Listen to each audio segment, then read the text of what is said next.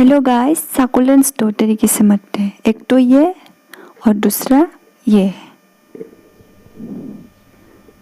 एक ये जिसमें पत्ता, साकुलेंट्स की जो पत्ता है ये डंकी स्टेल है, तो ये श्रिंक हो जाता है, पत्ता श्रिंक हो जाते हैं। और दूसरा ये है जिसमें साकुलेंट्स की पत्ता गल जाते हैं। ठीक है, तो दूसरा ये है और पहला वाला ये है, वो है।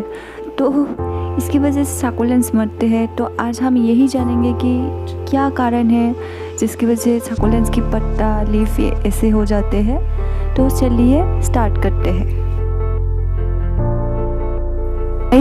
ये मेरी प्लांट है डंकी स्टेल।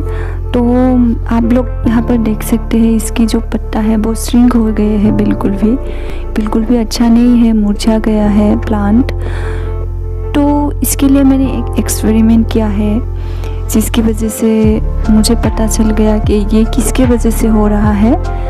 तो चलिए देखते हैं।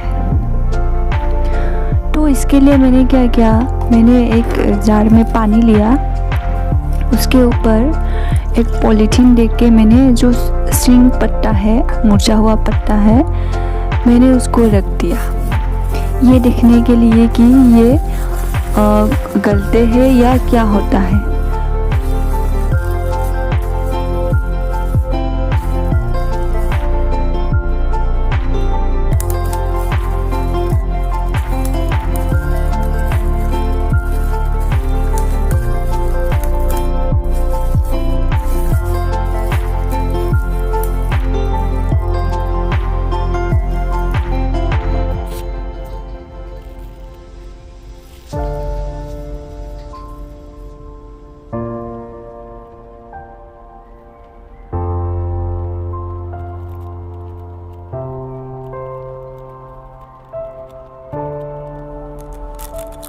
ये है रिज़ल्ट। तो ये लिप बिल्कुल भी नहीं गला, ये अच्छा हो गया।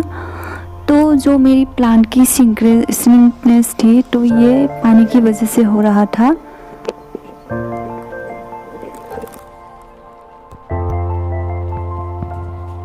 मेरी plant after watering, after caring, तो मेरी जो प्लांट है इसकी जो सॉइल है, सैंडी है, 50 या 60% सैंड है।